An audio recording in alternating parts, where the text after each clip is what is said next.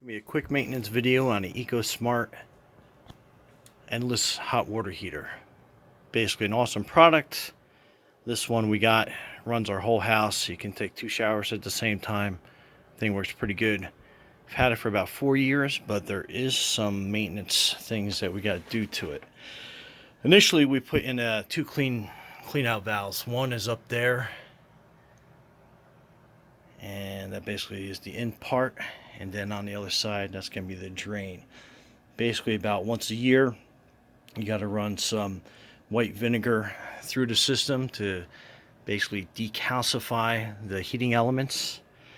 On top of, you usually have to replace the flow switch, not every year, but that's about what we've been doing it, just basically because we have well water, so it's a little bit on the harder side. But anyway, I'll show you how to do that. Alright, part of the clean out, we bought a drill pump. I'll put the Amazon link below, and we're using basically gallons of distilled white vinegar. And we're going to pump it up into the clean out port that I installed, and it's going to run through the system and then drain out to a bucket. And that is your flow switch. Now if I remember correctly, what you end up having to do is basically just take these 4 screws out, and then you're pulling the inner guts of the flow switch out. You got the cable that runs onto that side into that port. Initially there's some wire ties that you got to clip to get to it, but it's pretty simple. So as you can tell, after about a year from last time I did that, that's pretty bad looking. Anyway, that's the pump working. You can tell it's like sucking down that gallon.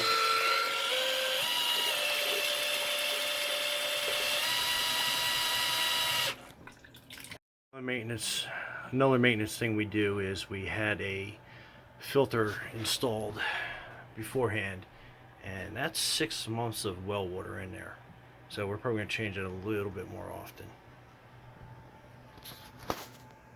Alright, so when you take the last screw out of this, make it easier. A lot of water is going to come out. I already drained that, but that's going to be the old part of the switch that usually goes bad. And then this little impeller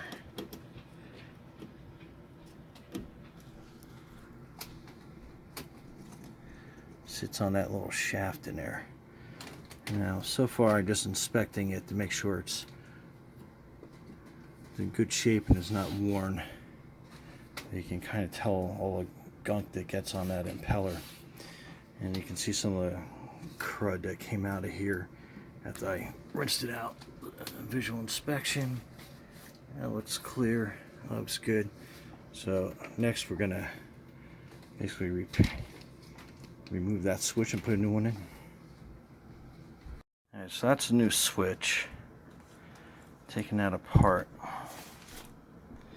and then that's the new impeller that comes out. So basically the only thing I'm doing is I'm putting a new impeller in.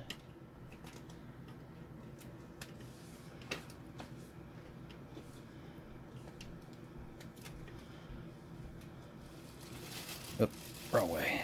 Okay. So that's that. I guess that's got a little magnet here that makes that spin. So make sure it spins freely. And then I'm going to pull, this is still the old switch that's connected right around there. So basically I'm just pulling that switch out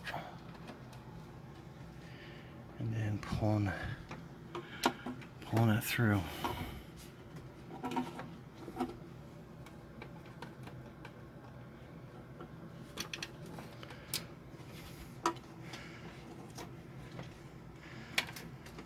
Alright, so that is the old switch.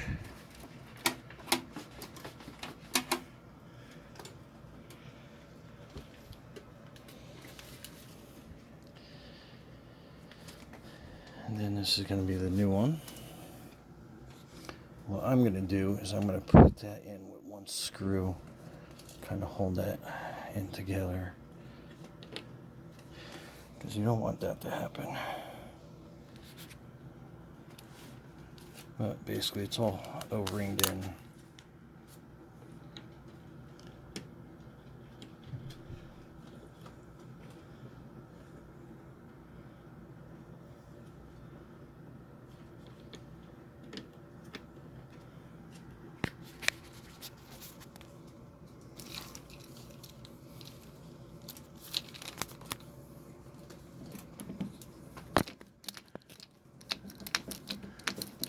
We'll just put that just tight enough so we can run this new wire in.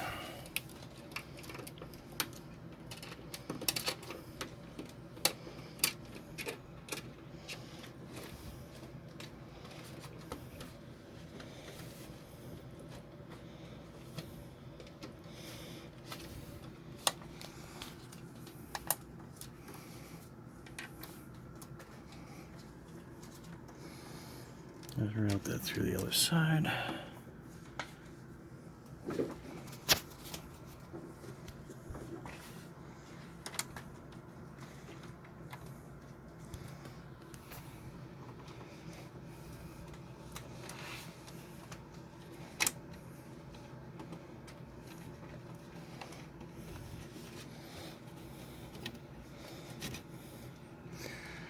And then you want to make sure you got it going the right way.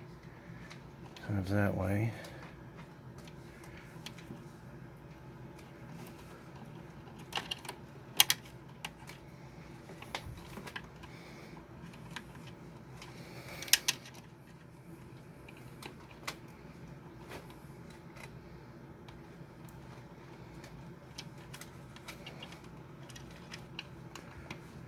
And obviously make sure that your board is completely shut off before you start doing this.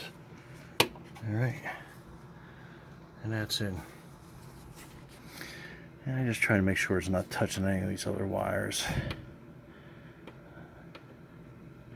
Make sure it's routed okay.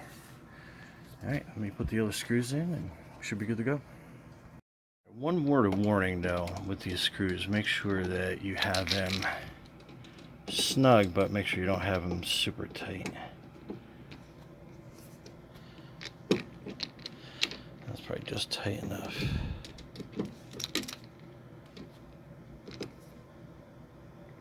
That's good and tight. That's snug. Alright, so that's about it. So you want the O-ring to sit good. Look on the other side, make sure it's sitting right. Alright, let's give it a shot. Back together. Temperature's back at 140 degrees. And all my valves open. So good to go. Any questions, feel free to put in the comments below. And I'll put the links for everything I use to fix it from Amazon down at the bottom. Thanks.